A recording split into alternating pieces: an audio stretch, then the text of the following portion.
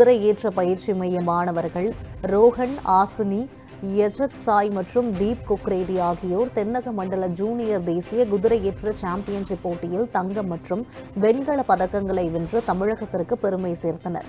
பெங்களூருவில் நடைபெற்ற இந்த போட்டியில் 250 வீரர்கள் பங்கேற்றது குறிப்பிடத்தக்கது.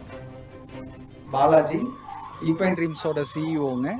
நம்ம இந்த வாட்டி வந்து டிசம்பர் மந்த் வந்து ஜூனியர் நேஷனல்ஸ் நடந்தது. அதுக்காக நம்ம ஸ்டூடெண்ட்ஸ் ஒரு 10 பேர் பார்ட்டிசிபேட் பண்ணியிருந்தாங்க. ஸோ அதில் வந்து நம்ம மொத்தமாக 17 மெடல் எடுத்திருக்கோம்.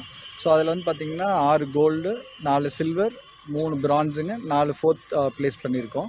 ஸோ அதுக்கு இன்றைக்கி எல்லாமே வந்து ப்ரெஸ்லேருந்து எல்லாம் வந்திருந்தாங்க. We have a meeting with them. So நல்லா போச்சு.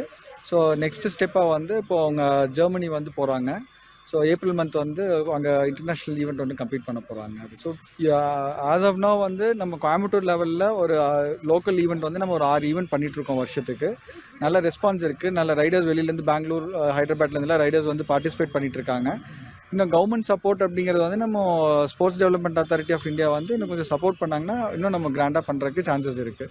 ஸோ நம்ம பிப்ரவரி மாதம் வந்து சீனியர் நேஷனல்ஸ் நடத்துறதுக்கு உண்டான ஏற்பாடு நம்ம பண்ணிகிட்ருக்கோம். ஸோ அதுக்கு உண்டான அஃபிலியேஷன்ஸ் வந்ததுமே நம்ம பிப்ரவரியில் கண்டக்ட் பண்ண போகிறோம். ஸோ அதுக்கும் கவர்மெண்ட் சப்போர்ட் கிடைச்சா நல்லாயிருக்கும்.